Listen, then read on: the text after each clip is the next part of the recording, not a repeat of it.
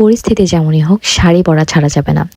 Hey everyone, this is me Zarin from my page Zarin Tanha. আজকে তোমাদের জন্য খুব সুন্দর দারুণ একটা আই লুক এবং মেকআপ দেখাবো, যেটা তোমরা যে কোনো আউটফিট এবং শাড়ির সাথে ক্যারি করতে পারবে। আজকের আই লুক টেকনিকটা আমার সিগনেচার লুকও বলতে পারো, অনেক ইজি। মেকআপ স্টার্ট করছি আই মেকআপ দিয়ে। প্রথমেই লাইট অরেঞ্জ এবং লাইট ব্রাউন শেড মিক্স করে আমি ক্রিজে ব্লেন্ড করে নিলাম। তারপর আমি ডার্ক ব্রাউন শেডটা নিয়ে আমার আউটার কর্নারে ব্লেন্ড করে নিচ্ছি এবং এটাকে স্লাইটলি মাঝখানের দিকে আমি ব্লেন্ড করতে করতে নিয়ে আসছি। তারপর আমি একটা গ্লিটার ইউজ করবো, যেটা আমি কোনো কনসিলার বা কাট ক্রিজ কোনো কিছুই করবো না, জাস্ট এইভাবে ডাইরেক্টলি আমি অ্যাপ্লাই করবো।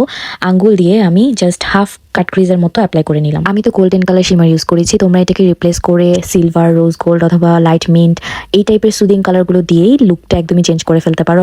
এসেন্সের মাস্কারার পর এই মাস্কারাটা আমার recent favourite. Now it's time to hide my pigmentations and uneven skin tone. শিগ্লেমের এই ফাটাফাটি ফুল কভারেজ কনসিলারটা ইউজ করছি আমার পিগমেন্টেশন হাইড করার জন্য। যদিও এটা আমি কিনেছিলাম আমার কনসিলারের কাজ এবং আমার ফাউন্ডেশনের কাজ করবে, বিকজ এটা ফুল কভারেজ। বাট যেহেতু আমার স্কিন টোন থেকে ডার্ক শেড চলে আসছে, সো এটাকে আমি ফাউন্ডেশনের নিচে আমার কারেক্টর হিসেবে ইউজ করি। আর এটার সাথে আমি আরেকটু ডার্ক শেড ইউজ করি, আমি দেন এটাকে মিক্স করে আমার আনইভেন জায়গাগুলোতে বা পিগমেন্টেশন কালো জায়গাগুলোতে আমি ইউজ করি। এবার ফাউন্ডেশন দিয়ে নিচ্ছি আমার মোস্ট ফেভারিট ফাউন্ডেশন, যেটা আমি সবসময় ইউজ করি।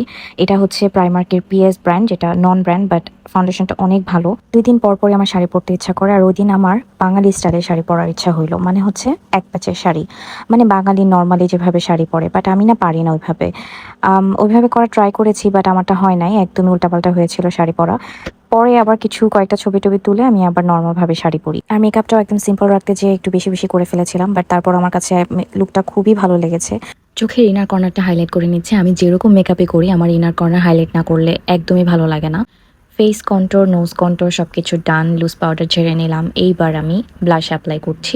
মেকআপের ক্ষেত্রে ব্লাশ আর কন্ট্রোর বা ব্রোনজিং ব্লেন্ডিংটা অনেক ইম্পর্টেন্ট। লিপস্টিক হিসেবে আমি 3টা লিপ লাইনার ইউজ করেছি। ফার্স্টে আমি ডার্ক ব্রাউন একটা লিপ লাইনার দিয়ে আমি সাইড ড্র করে নিয়েছি। তারপরে তার থেকে হালকা একটা ব্রাউন লিপ লাইনার এবং মাঝে আমি পিচি পিঙ্ক একটা লিপ লাইনার ইউজ করেছি এবং খুবই সুন্দর একটা অম্bre শেড আসছে।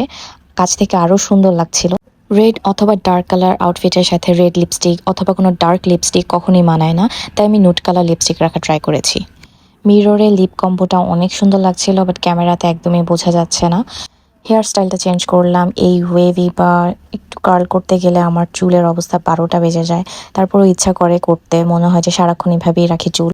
এই হচ্ছে আমার ফাইনাল লুক। আর ফাইনালি আমি আজকে আপলোড দিচ্ছি ভিডিওটা। আমি এত ব্যস্ত ছিলাম লাস্ট কয়েকদিন, আমি টাইমই পাইনি। এরকমই হয়, আমি ভিডিও করে রাখি বাট আমি এর সাথে সাথে কখনোই আপলোড করতে পারি না। শাড়ি পরলাম, ঝুমকা পরবো না তা তো হয় না। ঝুমকা আমার সব থেকে পছন্দের। তারপর টিপ চুড়ি দিয়ে আমার লুকটা কমপ্লিট করলাম। একদম বাঙালি স্টাইলে এক প্যাচের শাড়ি পরতে চেয়েছিলাম, বাট ওরকম হয়নি। জামদানি হচ্ছে বাঙালি মেয়েদের ইমোশন, সেটা যেভাবেই পরি। কবে যে এরকম হাজার হাজার শাড়ি থাকবে আমার জামদানি। সো এই তো আমার ফাইনাল লুক। আমাকে কেমন লাগছে এবং কেমন হয়েছে মেকআপটা অবশ্যই কমেন্ট করে জানাবেন।